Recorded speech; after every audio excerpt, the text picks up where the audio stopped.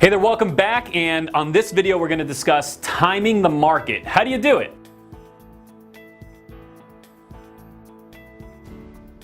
Hey, I'm Dan Beer with Beer Home Team at eXp Realty, and I want to go through a very simple exercise that illustrates how how silly and to some extent overconfident in our own predictive abilities we can be when we believe that we can time the market. So let's go through a very simple exercise. I have Jocelyn here, my assistant, in the office with me. And Jocelyn, sorry to put you on the spot here, but if you'll humor me, I'm going to draw a market cycle here on the board.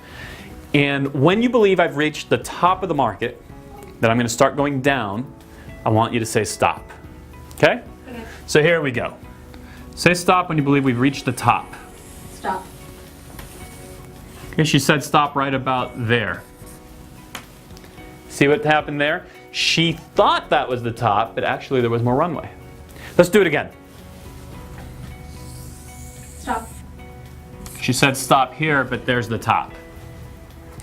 So in this example, we actually don't even know where the top is. In this example, she said stop when she saw it starting to slope down, but she actually missed the top. It's impossible to understand where the top is until you're on the other side of it. And yet, we consistently allow ourselves to believe that we can time the market. That's a belief we have to get rid of. So, with that said, when is the best time for us to buy and for us to sell? Well, let's go through that. Okay, let me get rid of this. And let's go through that. When's the best time for us to buy and to sell real estate? Well, the answer is that the best time is when it makes sense for your life. The best time is when you need to move because your family is growing, your family is shrinking, you're being relocated. The best time is when it genuinely makes sense for you. That's the best time to do it. Now let's imagine that you're buying and selling your primary residence, okay? So you're gonna buy and sell, or you're selling your current primary residence and you're buying your future one. Well, regardless of what the market does, if you're buying high, you're selling high. If you're selling low, you're buying low. So you actually don't have that much impact to your pocket, regardless of where the market is, because you're buying and selling your primary residence. Of course, that comes with a caveat that you're going to actually keep that primary residence for an extended period of time. So whatever cycle you find yourself in, it doesn't matter because you're going to live through any down cycle into an up cycle. Now, if you're only buying, especially in a rising interest rate environment, okay, if you're buying, there is plenty of math we could show you where you will actually be better off from a payment perspective, even paying a higher price, but locking in a lower interest rate than if you were to buy at a lower price but with a higher rate. You could literally be paying more on a monthly basis for a home you paid less for if the interest rate is higher. So as a buyer, if you're going to time anything, I would say that the number one thing you want to try to time is interest rate.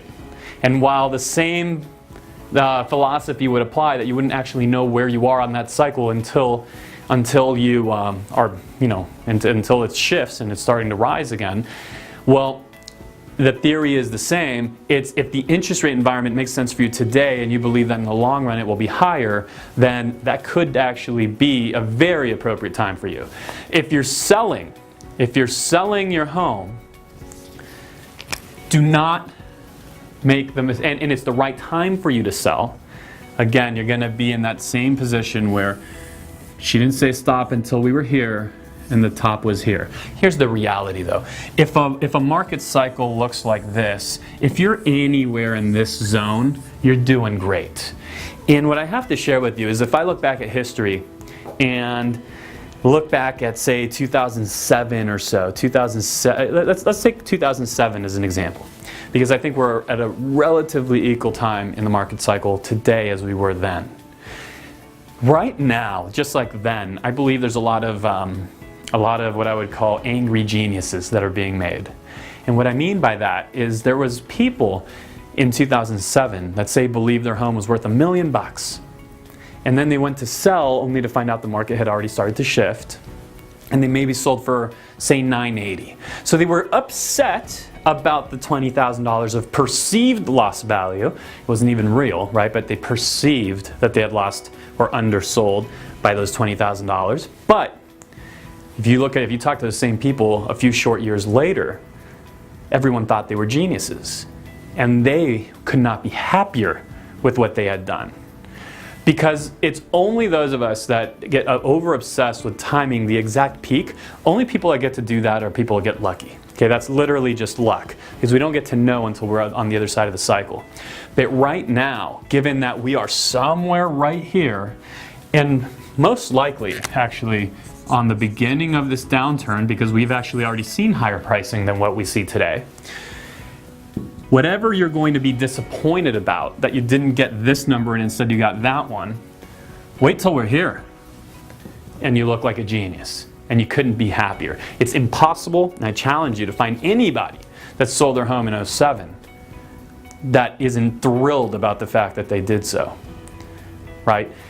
And I don't mean people that still own their home today. They're not upset they didn't sell in 07 because they were going to own through the cycle.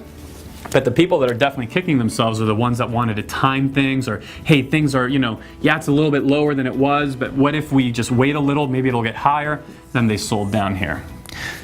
So if you want to go through this in any more detail, if you want to actually take a look at a graph like this, is how it actually applies to your specific neighborhood, maybe even for your specific property type, we could arrange for that. And if there's any other information or market-based data that we could provide that would give you the confidence of knowing you're making the right decision, whether that's to buy, sell, or hold, please let us know what that is, and we'll be very happy to get in front of you. Remember, renting's an option as well. We support whatever the decision is that's right for you. This is the Beer Home Team. I'm Dan Beer, and I look forward to seeing you on the next one.